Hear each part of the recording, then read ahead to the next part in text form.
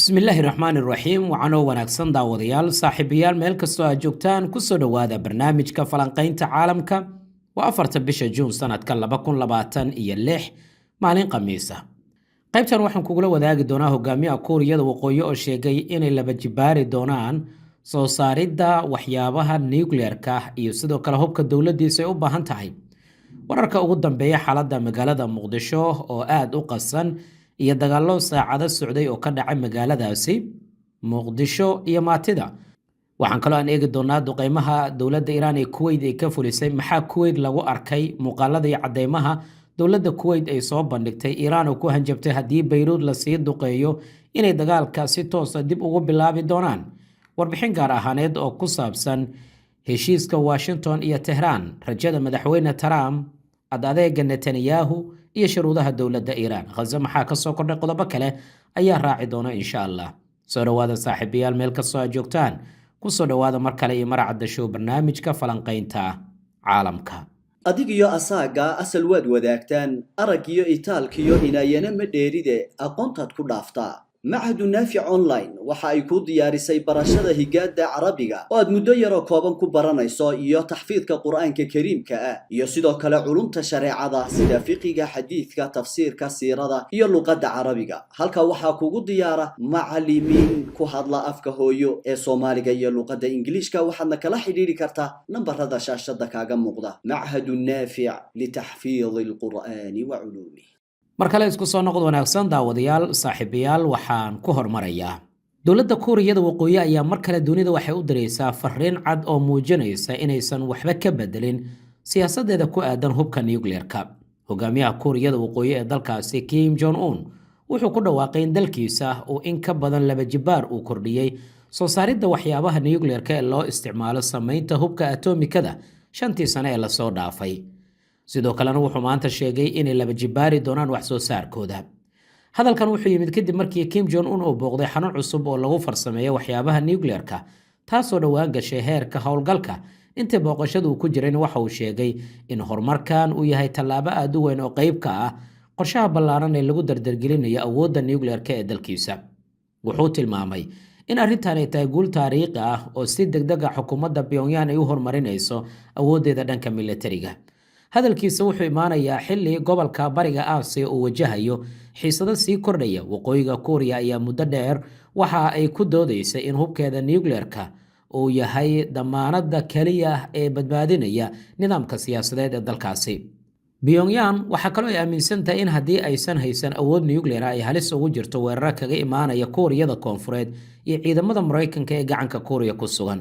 dhinaca kale Mareykanka iyo xulafadiisa waxay marar badan ay ku baaqeen waqooyiga Kuuriya inay joojiso barnaamijkeeda nuclearka balse Kim Jong Un ayaa mar kale cadeeyay in dalkiisa uusan ka tanaasuli doonin hubkaasi waxaana uu sheegay in wadada nuclearka ay tahay jidka aysan dib uga laabanaynin taasoo muujinaysa Pyongyang inaanay danaynaynin cadaadiska dibadda taariikh ahaan waqooyiga Kuuriya sanadkii 1993 waxa ay ka baxday heshiiska TNT oo ah mamnuucitaanka faafitaanka hubka nuclearka heshiiska caalamiga loogu talagalay in lagu xakameeyo hubkaas tani markaasina waxay sameysay 6 tijaabo oo nuclear ah waxayna la kulantay cunaqabatayn dhaqaale mid siyaasadeed iyo cadaadis weyn oo ay ku soo rogeen golaha ammaanka ee qaramada midoobay iyo quwadaha reer galbeedka horumarka cusub kaliya ma ahan mid ku kooban dhanka nuclearka toddobaadyadii la soo dhaafay waqooyiga Kuuriya waxay ku dhawaaqday inay tijaabisay nidaam cusub oo gantaalo badan hal mar ridi karaya iyo sidoo kale gantaalada cruise oo loogu talagalay howlgalka taatikada maalin ka horna tijaabooyinkaasi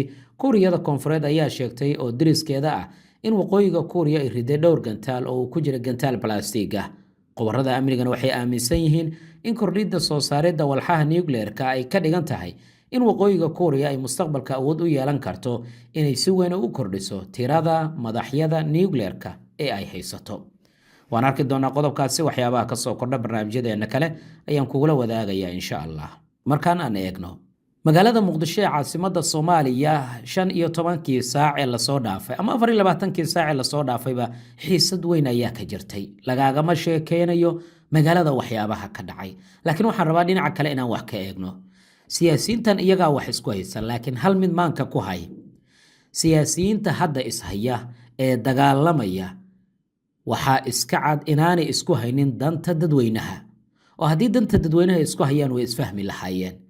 waxa la isku hayo waa dan shakhsiyadeed siday doontaba ha noqotee.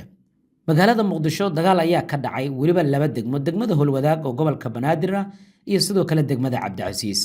laakiin yaa ku dhintay waa in la isweydiiyaa, yaa ku barakacaya, yaana halkaasi ku rajabeelaya. magaalada oo maalgelin helaysay sanadii ugu dambeeyay 8 sano la soo dhaafay, isbedel weyn oo dhanka amnigana uu ka jiray, ayaa hadda waxay martigelinaysaa dagaal aad u adag, iyadoo dhinacyada dagaalamaya isku hayaan dana ashqaas ah. dagaalka ugu adag wuxuu ka dhacay dhanka iyo degmada Howlwadaag oo gobolka Banaadir ah.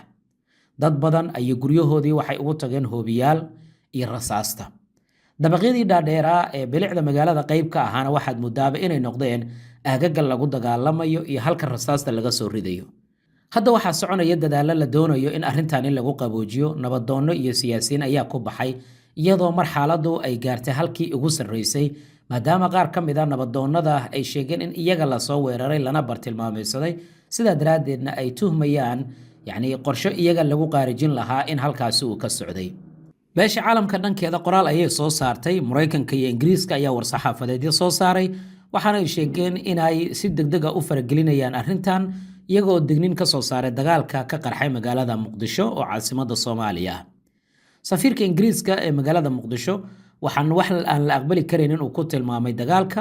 sidoo kale Mareykanka ayaa dhankiisa digniin soo saaray, waxaana bilowga dagaalka gelinkii dambe ee shalay ilaa saaka soo gaaray ay ku sheegeen inuu saameyn ku yeelanayo sii socoshada xaaladda amni, midnimada iyo wadajirka bulshada Soomaaliyeed.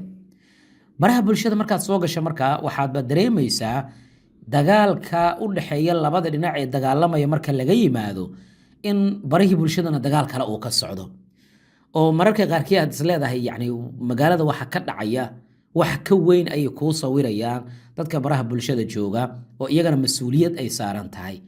waxaana aad u adag inaad hesho qof macluumaad rasmi ah kuu soo gudbinayo. qof kasta waxaad isleedahay ma sida isaga uu u fakerayo ayuu warbixinta u soo gudbinayaa. war ogaada, mas'uuliyad ayaa idin saaran.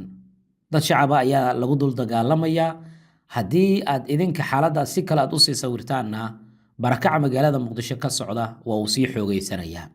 wariyaashana waxaan leeyahay, ogaada, dhinacyada dagaalamaya way heshiinayaan maalinta berri ah. waqtigay noqotaba way heshiinayaan wixii ay ku heshiiyaanba.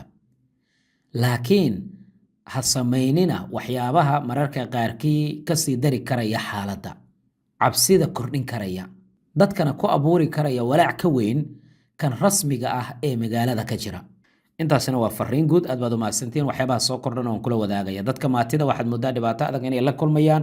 waxay dadka xusuusanayaan xilligii magaalada qaxa iyo barakaca uu ka socday, oo waxyeelada qaar ay gaartay dadka ayaaba ku qasbaysay inay barakacaan.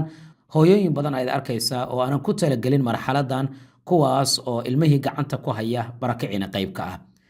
ilaahay dadkeenna qalbigooda ha soo celiyo, dhibaatadan ay allaha ka dulqaado dadka lagu dul dagaalamayo. wax walbaa soo kordhana waan kula wadaagaya insha Allah. dowladda Kuwait ayaa soo bandhigtay cadeymo muujinaya burburka gaaray garoonka diyaaradaha ee dalkaasi Kuwait, inkastoo markii dambe warbaahinta dalkaasi ay baahisay sida dhaqsiyaha leh ee loo dayactiray halkii ay ku qaraxday diyaaradda drone ee dowladda Iran.